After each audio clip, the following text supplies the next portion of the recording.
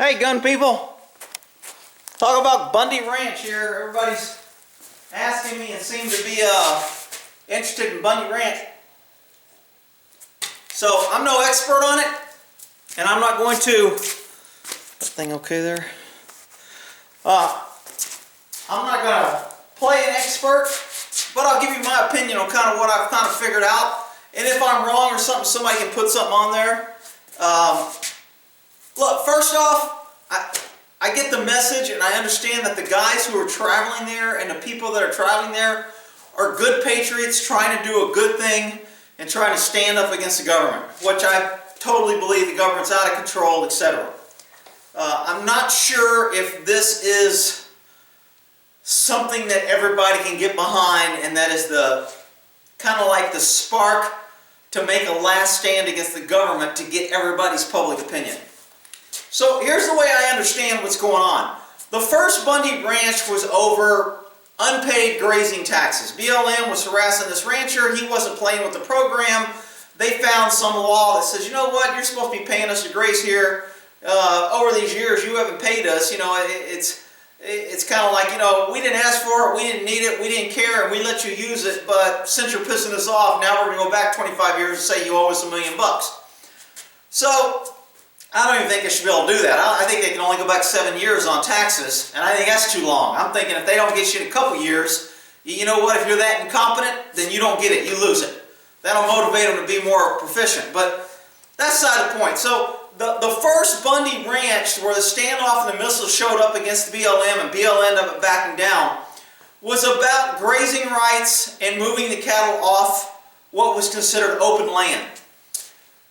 This incident up in Oregon, evidently what happened is, and I don't know the full story, but from bits and pieces and things that I'm reading, is the dad and the son, both Bundys, owned some land, and they did what a controlled burn, or they lit a backfire.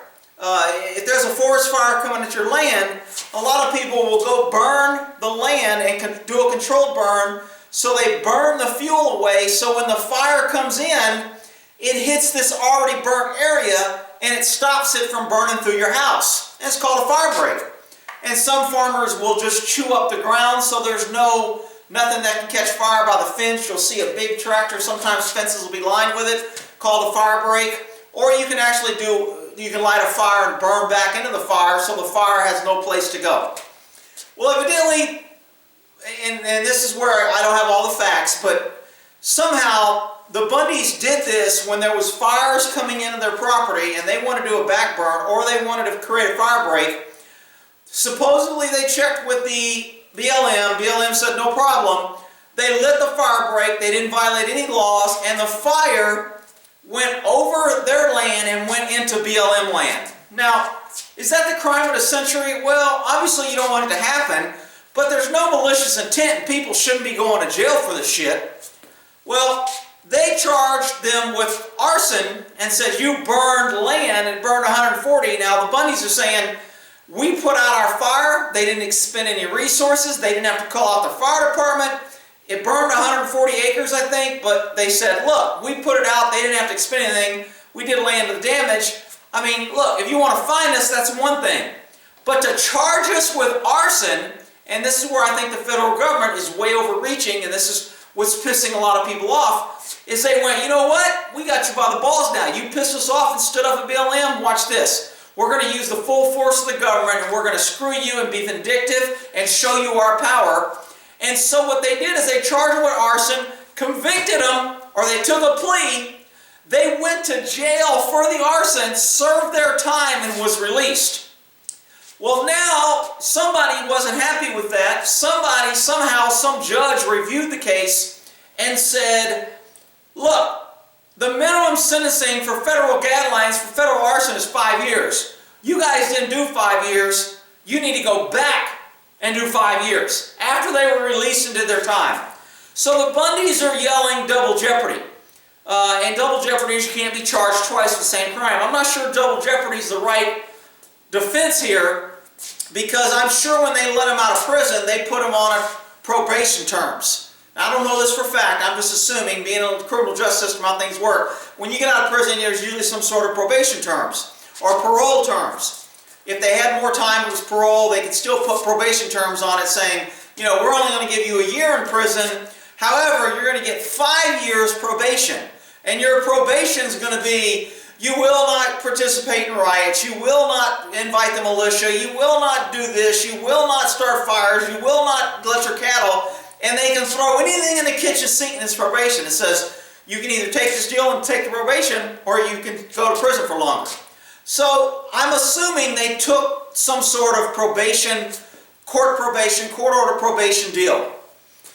So now what's happening is on Monday, which is today I think, I lost track of days, I think today's Monday, they had to turn themselves in and to go back to prison for 5 years. Now, most people are going to say that's bullshit. I say it's bullshit. I can't believe some attorney couldn't have gotten an injunction, couldn't have filed some writ of some sort to postpone this till it got heard in some appeals court, whatever.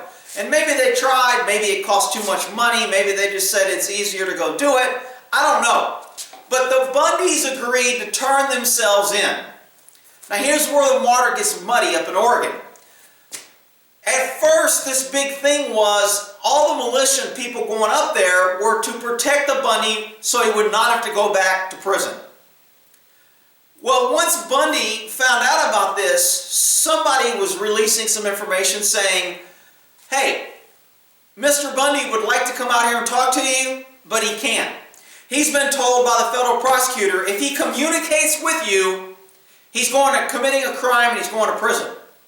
So that's how the government gets these loopholes over people with probation, parole, court ordered, we're not going to convict you, but you've got to sign away your rights and you've got to do this. So normally, the government can't tell me who the hell I can talk to. However, if I sign an agreement as part of my terms of probation and parole, and it says I will not communicate with militia personnel or anybody that's protesting against the government, or I will not be involved or communicate or talk to or in any way associate with anybody protesting, if there's any language like that and he violates that, then it's a crime, they're going to go to jail and they can go after him for some other criminal offense. So I'm thinking that's what happened. Nobody's putting this out, nobody's seen it. I'm just getting all this, kind of trying to put the piece together, watching different people say different things. So now we get to present day, to where the left-wing media is, of course, using this as a way to promote gun control, and we have crazy guys with guns. And look, the left and the government would like nothing more than for citizens to have no way to stand up and question the government. They would love for the government to be able to run in and trample on anybody anytime they want, because liberals and government always thinks they're smarter than everybody else, they can fix everything, and you need to ignore the people, and you don't need to listen to the people, and they're stupid and we're smart because we're up here. And that's just the way it is. And when there's no checks and balance from the people, and the people can't do anything but go out there and hold a damn sign and say, we disagree with you, and get squirted with a freaking fire hose or mace, and then they leave, that's not what I call a check and balance. In America, we have a good check and balance because the people have guns and we can rise up. And the whole purpose of the Second Amendment is so we can stop a tyrannical government from taking over our rights and destroying what the country and the Constitution is about. So, I mean, for these idiots to say we need to get rid of the guns in order to keep people safe so the government can have all the guns and do whatever they want, it's just absolutely ridiculous.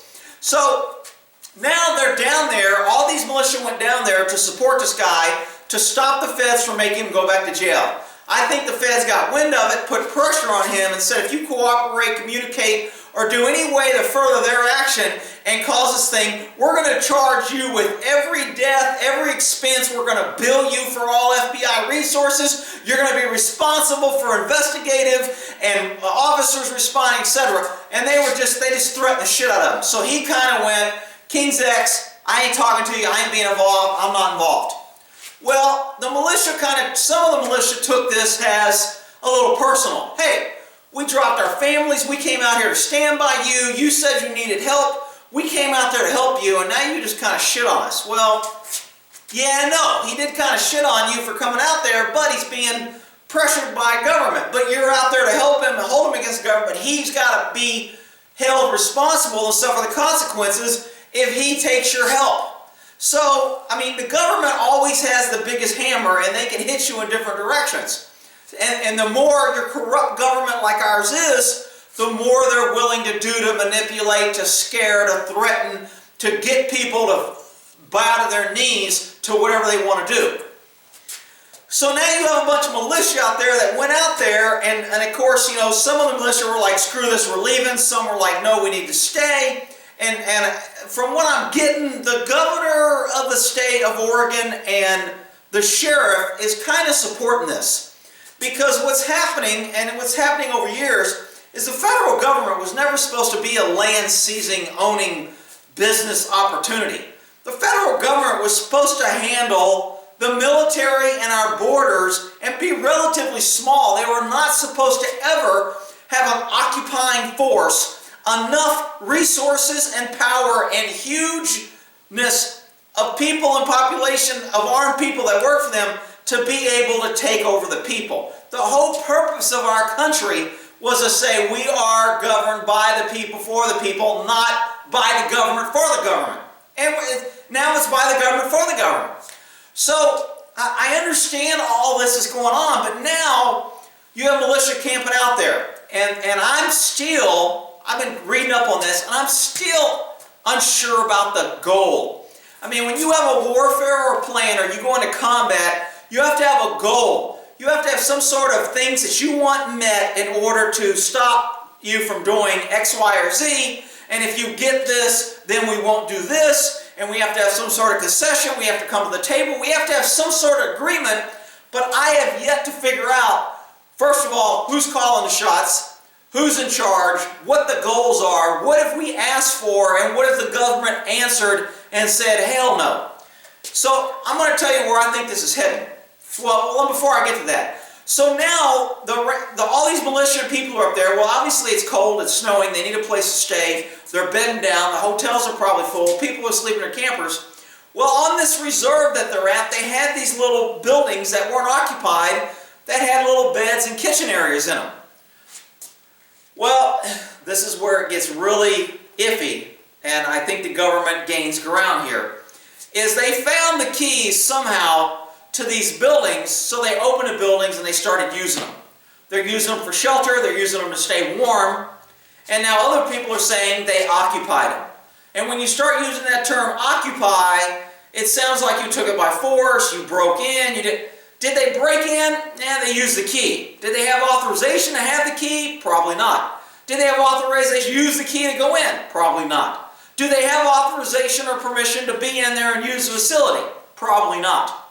So you get into all these issues on the government now has these, whether trumped up charges or not, they have legitimate problems or crimes that they can pin on these people. Hi, Monkey! What are you doing?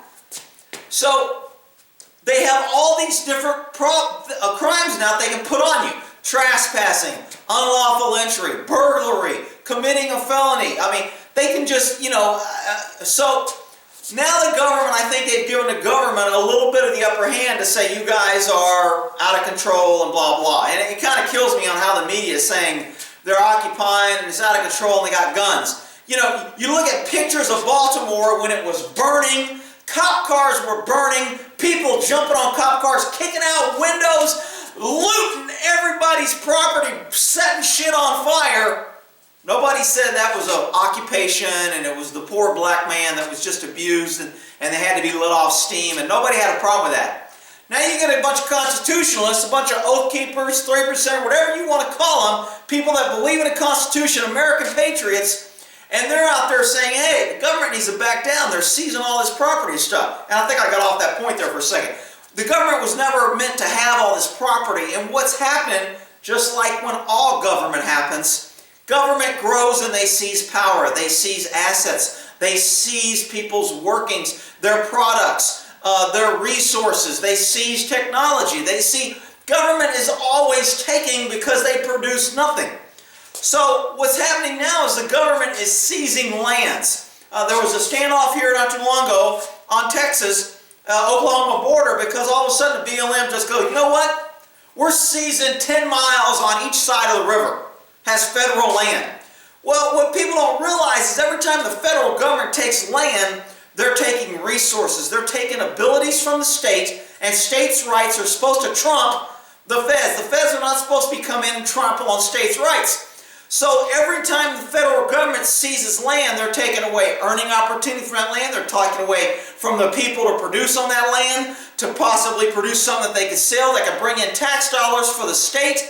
They're seizing inch by inch property. This area, this federal area, this federal area. So the federal government is growing so fast and so quickly that people are just kind of sitting around going, oh yeah, well, you know, they're just taking one more park. Oh, they're just taking one more river. Oh, they're just taking one more area. Oh, they're just making one more national forest. And then the government, all of a sudden the federal government owns more land in the state. So what the Bundys, what this thing at the Bundy Ranch is they're like, hey, BLM, you're out of control. Federal government, you're out of control. You need to stop seizing this land. You need to stop penalizing people who are using state land to graze, which nobody has a problem with, and your asses in Washington send your little police force and Nazi crews out here to enforce your stupid laws just to get money and property and to be a nuisance to the people who are hardworking, tax-paying, working Americans. So people are fed up. So I'm down for the struggle in that area. However, when you have people with guns in federal buildings on federal property, even though it's not legitimate federal property, and now you're using that federal property, you're getting keys, you're sleeping there, you're refusing to leave, that's kind of a setup for, you know, a confrontation with the government that I don't think you're on good, solid ground.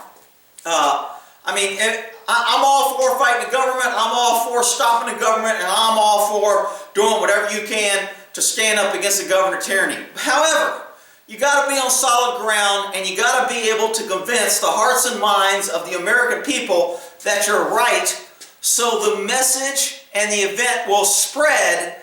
And if it spreads and we get enough people, then the government will back. The government will never attack a populace that's a majority bigger than them that they know they can't win. They know they're going to lose. The government will always back down. The government, unfortunately, always separates people, and they bring in masses, and they over-dominate small areas and take over small areas, and that stops the movement of everybody getting together saying, hey, this is bullshit. Because the government can't send in massive forces in every state. They can't do it in 20 places in every state. But they can do it in small areas like Oregon, one spot they can put all their, I'm okay, what are you doing? You want to go say hi to your dad? And say hi to YouTube people? You want to say hi to YouTube people? So, you know, what they're doing, again, I don't know the goals, I don't know the objectives. I'm not sure if this is a winning thing that's going to win hearts and minds. The left media, who is the, you know, the mouthpiece of the government, is already putting out, you've got armed, crazy, white militia that are armed. This is why we need gun control. This is why you aren't safe. These people are dangerous. Didn't say any of that shit during Baltimore, Detroit, all the riots with all the black people burning down, destroying businesses, attacking the people, no problem. But suddenly when somebody stands up against the government, now it's a big issue. Now it's a big out of control issue. We got to get a hold of it. So I agree with what they're doing. I agree on what they're trying to do. I'm not sure I agree necessarily with them taking over the building. I think they lost ground. I mean, if it was up to me, I'd say, you know what? We need to get off the ground. We need to, you know, we kind of need to eat this one. Get off the grounds. Give them the buildings, or maybe wait till they're asked. As soon as they're asked, say, no problem, we're leaving. But right now they're saying, we ain't leaving, and we're here to defend ourselves. We don't want problems, but if you shoot at us, we're going to shoot back. Well, I mean, you know, when you get two guys that are just squaring off wanting to fight, somebody's going to either throw an intentional punch, or somebody's going to accidentally throw a punch by dropping a gun. Somebody's going to jack around. Somebody's going to think somebody shot. Somebody's going to fire first. And next thing you know, there's going to be a lot of dead bodies, and unfortunately, I think the militia is going to come out on the bad side, because the media and the government is going to say, oh, they were breaking the law, they had no feet to stand on, they were in buildings, we had to do this, we're a country of laws. You know, we're a country of laws when we're trying to get your guns. But when we're letting people cross the borders and bringing in illegals with fake visas and terrorists, then we're not a country of laws. when Hillary's out there using her email to send classified shit on a non-secure server, we're not a country of laws. When Obama's violating the Constitution, we're not a country of laws. But when we need to get your guns to keep you safe for public safety, all of a sudden we're a country of laws. So hopefully that explains a little bit what's going on. I'm not sure where it's going or how it's going to go. Maybe I'll do an update, but that's just my point. I'm sure I'm going to get some hate mail because, you know, I consider myself an oath keeper, a 3%er. I believe in the Constitution, and somebody's going to say I'm not supporting them or I'm dogging them, and that's not my intent here. I had a lot of questions on what my take was on this. This is my take. If I'm wrong, please feel free to put links in the comments, you know, correct things I said wrong, elaborate on the things that I don't know, give us some facts. I would love to know, and I'll do another video. But that's where I stand on this, and that's kind of my take on it. Hope that helps. Moki, what are you doing over there, boy? You got YouTube, you're in big trouble. He's like, dude, I'm eating, don't bother me.